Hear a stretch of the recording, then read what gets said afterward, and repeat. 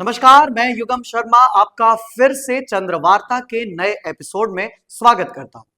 और जैसा कि हर चंद्रवार्ता आपको कुछ ना कुछ देकर जाती है, कुछ ना कुछ सिखाकर जाती है, कुछ ना कुछ बताकर जाती है, तो ये चंद्रवार्ता भी बेहद खास होने वाली है।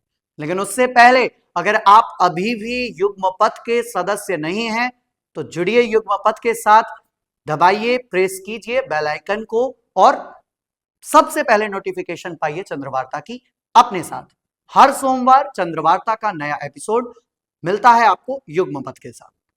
आज की चंद्रवार्ता में मैं आपको एक नए श्लोक के साथ भर्तृहरि जी के नीति शतक क्या कहती है उसके बारे में तो बताऊंगा ही, लेकिन उसके साथ साथ एक बहुत बड़ी भ्रांति जो हमारे देश में प्रचलन है या जिसका प्रचलन हमारे देश में पुरजोर से है, उसको आज के बाद आप समाप्त कर देंगे।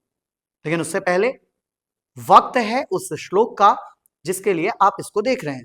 तो श्लोक है, वरम पर्वत दुर्गेशु भ्रांतम वनचरैः सह नमूर्ख जन संपर्कः सुरेंद्र भवनेष्वपि।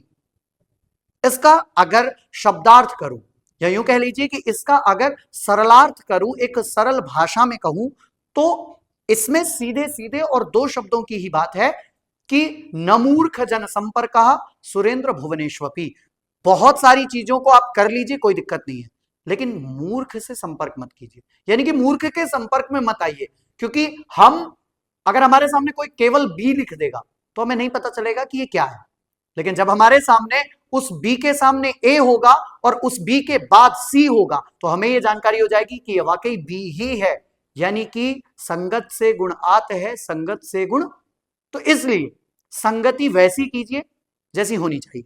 वहीं अगर इस श्लोक के सरलार्थ की बात करें, भर्तृहरि जो इस श्लोक में हम सबको समझाना चाह रहे हैं वो है कि वनवासियों के साथ पहाड़ों के दुर्गम स्थानों पर भ्रमण करना या भटकना भी अच्छा है। वनवासियों के साथ दुर्गम यानी कि जिस स्थान पर भटकना नहीं चाहिए उस स्थान पर भी भटकना या भ्रमण करना फिर भी एक हद तक सही है। किंतु इंद्र के महलों में भी मूर्ख लोगों का साथ अच्छा नहीं है। अब आप देखिए भर्तृहरि कितने विद्वान थे। उन्होंने क्या कहा कि मूर्ख लोग, सीधे परिभाषा नहीं की, उन्होंने इंद्र के भी महल में अगर कोई मूर्ख हो, जो देवताओं पर भी विजय प्राप्त कर चुका इंद्र, उसके भवन में भी अगर कोई मूर्ख व्यक्ति हो तो उसका भी हमें साथ नहीं करना चाहिए, उसकी भी संगत हमें नहीं करनी चाहिए। ये मैं नहीं, भर्तृहरि की नीति शतक का ये 13वां श्लोक बोल रहा।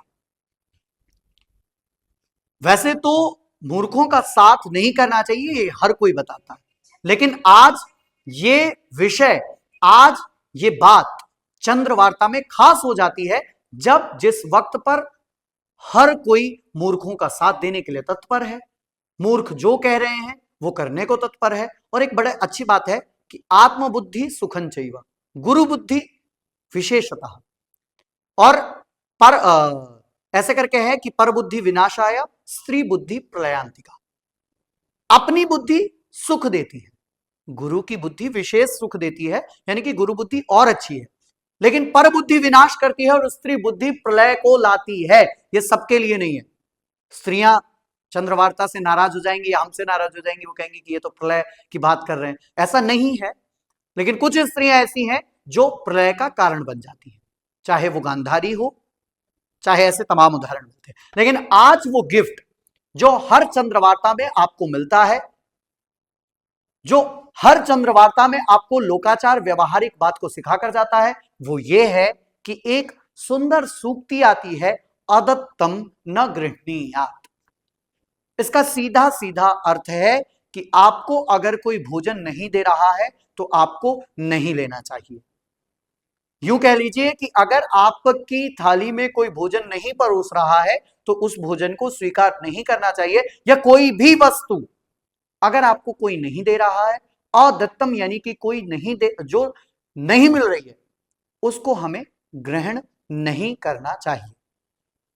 तो चंद्रवार्ता का ये एपिसोड आपको कैसा लगा कमेंट बॉक्स में जरूर बताइएगा। लेकिन चंद्रवार्ता जो हर सोमवार आपके लिए लेकर आती है बहुत कुछ खास, आपको कराती है शास्त्रों से रूबरू, आपको बताती है शास्त्रों की बात, उसके साथ जुड़िए और बेल आइकन प्रेस करना बिल्कुल मत भूलिए, क्योंकि चंद्रवार्ता में हमेशा से बहुत कुछ खास रहता है। शास्त्रों की बात के साथ साथ व्यवहारिक बातें भी आपको बताई जाती हैं। आपको कैसा लगा ये एपिसोड जरूर बताइएगा। तब तक के लिए दीजिए इजाजत। बहुत बहुत धन्यवाद।